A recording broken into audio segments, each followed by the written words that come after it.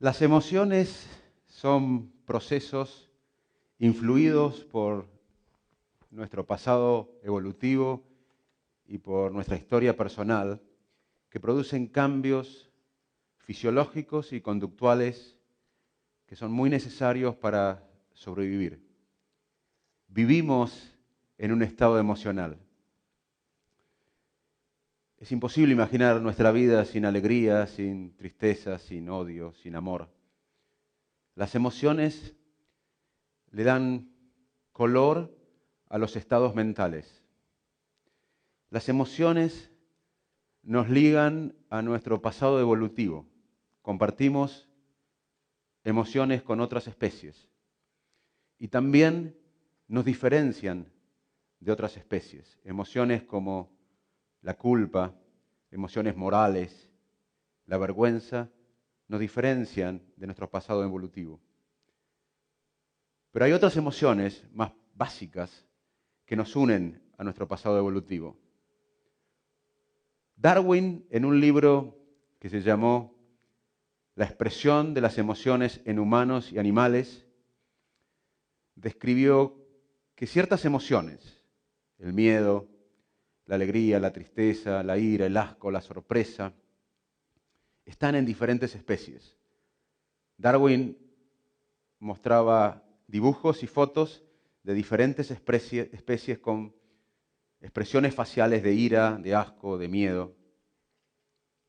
Paul Ekman, un psicólogo americano, estudió tribus de individuos que nunca habían estado en contacto con Occidente y les pedía que representen en su cara emociones, por ejemplo, si nacía un chico o si moría un chico. Y estos integrantes de tribus que no tenían ni habían tenido contacto con Occidente tenían la expresión de felicidad o de tristeza según lo que le pedían representar. Paul Ekman dijo, si, siguiendo a Darwin, estas emociones básicas están en diferentes especies y en diferentes culturas y tienen un rasgo facial característico, deben tener un sello biológico. Hoy la neurociencia está investigando las bases neurales de la emoción. Hoy la ciencia puede investigar la emoción. Las emociones guían nuestra conducta. De hecho, la mayor parte del tiempo nosotros tomamos decisiones en forma automática, que no llegan a la conciencia, que están basados en nuestras experiencias previas y en emociones previas y que cambian según el contexto. Por supuesto que a veces tomamos decisiones racionales, pero tenemos recursos cognitivos limitados. Nuestro cerebro tiene recursos cognitivos limitados y no podríamos tomar decisiones, porque la vida es tomar decisiones. Yo ahora estoy tomando decisiones, ustedes están tomando decisiones. No tenemos recursos cognitivos, ni sería efectivo tomar cada decisión que tomamos analizando los pros y las contras. En millones de años, el sistema nervioso desarrolló en humanos un sistema de decisiones que la mayor parte de las veces no es lógico ni computacional. Está facilitado por las emociones. Y no es por casualidad que en la evolución el sistema nervioso desarrolló este sistema. Es el sistema que nos permite sobrevivir. A veces tenemos tiempo, como dije antes, de tomar decisiones conscientes, racionales, deliberativas, pero no podríamos vivir así. Entonces, las emociones son instrumentos adaptativos que nos permiten sobrevivir ante situaciones o decidir ante situaciones en cual el análisis lógico no es suficiente, porque no tenemos la información o porque la rapidez de la decisión que tenemos que tomar nos surge a tomar una decisión. Quiero que vean entonces que la ciencia hoy pone la emoción al mismo nivel de las habilidades cognitivas racionales. No se ven en la investigación científica las emociones como parias del pensamiento racional. Hay que clarificar la mente de emociones para decidir. No. El cerebro emocional y el cerebro racional trabajan interactuando permanentemente. También las emociones modulan o influyen en lo que recordamos. Las memorias emotivas son más recordadas o recordadas con mayor detalle, lo cual no quiere decir que sea cierto los detalles de cómo vivimos el hecho, pero son recordadas las memorias emotivas más que las memorias que no tienen un contenido emocional. La emoción también facilita el recuerdo. Si uno va caminando por Palermo, ahora por los bosques de Palermo, la noche está muy agradable, las calles están iluminadas, uno va por la vereda, siente un bocinazo. Siente un bocinazo. Cuando siente el bocinazo, nos ponen un revólver en la cabeza. Vamos a tener cambios corporales. Taquicardia, aumento de la tensión arterial, sudoración. Eso es miedo. Eso es miedo. Luego vamos a sentir el miedo. El sentimiento del miedo es posterior a los cambios hormonales, endocrinos, que tenemos instantáneamente. Es como cuando uno va a veces en la vereda, imagínense en la vereda, cruzando, pone la pierna en el cordón de la vereda, en la calle de Buenos Aires, y viene un colectivo y uno hace para atrás automáticamente. Eso es un proceso que no es consciente. Luego tenemos la conciencia y sentimos el miedo por lo que pudiera haber pasado. Si a la semana estamos caminando por el mismo lugar de Palermo, las mismas características, sentimos el mismo sonido que sentimos antes, pero no hay ningún ladrón, vamos a tener los mismos cambios corporales. Vamos a tener taquicardia, sudoración, aumento de la tensión arterial, dilatación pupilar. Eso es ansiedad. Hoy la ciencia puede diferenciar el miedo, que son los cambios corporales que ocurren automáticamente, no conscientemente, cuando hay un estímulo de amenaza o de peligro, y el sentimiento posterior. O inclusive podemos diferenciar cuando el estímulo no está presente, pero lo imagina el cerebro. Ustedes tienen que entender, como dije antes, que el cerebro que todos disfrutamos hoy, tiene millones de años de evolución. Hubo saltos evolutivos para tener el cerebro que tenemos hoy. Por ejemplo, ser bípedos. No siempre fuimos bípedos. Por ejemplo, tener memoria o los sistemas de memoria que tenemos hoy. La aparición del lenguaje. No siempre habló la especie humana. La interacción social. Parte de la comunidad científica piensa que nosotros nos diferenciamos como especie por la complejidad social que adquirimos como especie. Ninguna otra especie hace otro evento TED. También por la capacidad de engaño táctico, nos guste o no, muchos piensan que la capacidad de engaño táctico ha sido clave para la evolución de nuestro cerebro. Entonces, quiero contarles que todos estos mecanismos que estamos explicando tienen muchos años, miles de años. El miedo existe en muchas especies. El miedo existe en muchas especies. La ansiedad es diferente. El ser humano tiene una capacidad especial para revisar el pasado y para crear escenarios imaginarios en el futuro.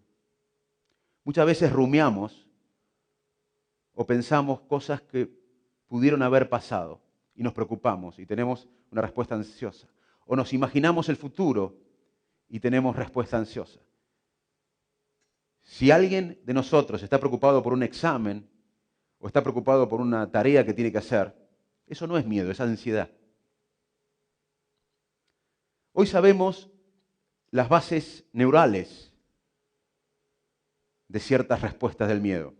Hay una zona clave en ambos hemisferios, en la base de los lóbulos temporales, son unos núcleos, uno en cada hemisferio, denominado amígdala, que son claves para la detección del miedo. En realidad es clave las amígdalas, o son clave las amígdalas cerebrales, las amígdalas que están en el lóbulo temporal, son claves para detectar emociones, pero particularmente el miedo. Cuando tenemos el revólver en la cabeza, o cuando tenemos otra amenaza, una amenaza cualquiera que significa peligro, la amígdala, que está en la base del lóbulo temporal, en cada hemisferio, dispara ciertas conexiones hacia una zona del cerebro que se llama hipotálamo y otra zona que se llama tronco encefálico, que son las responsables de los cambios del miedo que denominé taquicardia, sudoración. Eso es automático. Ese proceso no es consciente. No podemos en algún momento ser conscientes que está pasando algo. Pero también envía información a la corteza cerebral para analizar lo que está pasando, para sentir lo que está pasando. Si acá hay una explosión, se va a activar la amígdala vía hipotálamo y tronco cerebral para los cambios corporales que mencioné. Y luego vamos a pensar o analizar si es una bomba o se cayó una heladera, lo que sea. Lo primero que tenemos que hacer es una reacción corporal que es automática, que sucede automáticamente, producto de la evolución. Y luego sentimos o analizamos el sentimiento del miedo. Muchos de estos experimentos se hacen en animales y mucho de lo que se sabe del miedo y de las memorias del miedo de alguien, por ejemplo, los americanos, los neoyorquinos, después del 11 de septiembre de 2001, cualquier avión que volaba abajo era un estímulo para los neoyorquinos sentir reacción de miedo. Hoy sabemos algunas bases de la biología de esto. Mucho fue basado en investigaciones del célebre fisiólogo y neurocientífico ruso Pavlov. Ustedes conocen que Pavlov sabía que había un perro que cuando entraba el cuidador salivaba, porque pensaba que lo iba a alimentar. Entonces Pavlov dijo, vamos a hacer un experimento. Vamos a darle un sonido y luego lo alimentamos. Y el perro hizo un aprendizaje condicionado que era el sonido y el alimento. Pero cuando había muchas veces sonido, el perro salivaba aunque no hubiese ningún alimento. En ratas hoy se puede dar un tono y la rata no pasa nada, no hace nada. Pero si el tono se conjuga con un shock eléctrico, un leve shock eléctrico, la rata aprende a asociar el sonido con el estímulo eléctrico. A la semana o a los días la rata escucha el sonido y se paraliza, porque el miedo produce una reacción de parálisis o de huida. Y hoy estas investigaciones son claves porque la ansiedad, la capacidad que tenemos de rumiar el pasado y de imaginar el futuro, que muchas veces es ventajoso evolutivamente porque podemos imaginar escenarios futuros, pero muchas veces este sistema funciona mal y detecta peligro donde no hay. Y eso es la ansiedad patológica. Todos tenemos miedos, todos tenemos ansiedades normales porque es algo evolutivo para imaginar escenarios futuros o revisar escenarios pasados.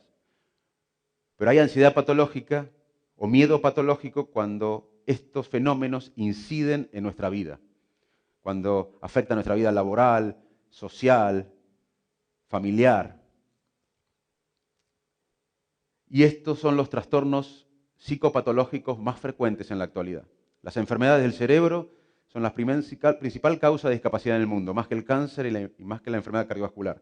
Y dentro de las enfermedades del cerebro, sobre todo las enfermedades mentales, la ansiedad y los trastornos de miedo y ansiedad es una de las psicopatologías más frecuentes. Todas estas investigaciones tienen el objetivo de mejorar la calidad de vida de muchísimas personas en todo el mundo. Pero también existe el miedo social. El miedo es un fenómeno que produce en la sociedad también un efecto. Es un mecanismo de control social que usan padres, madres, maridos, mujeres, gobiernos, profesores, jefes. Podríamos usar Sería mejor que usemos o que se use otro mecanismo de control social, pero se usa el miedo lamentablemente, porque es un mecanismo efectivo. Los gobiernos autoritarios instalan el miedo.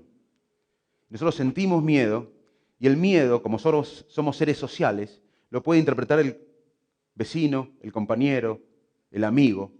Cuando alguien siente miedo, el entorno siente miedo. ¿Cómo podemos combatir el miedo social?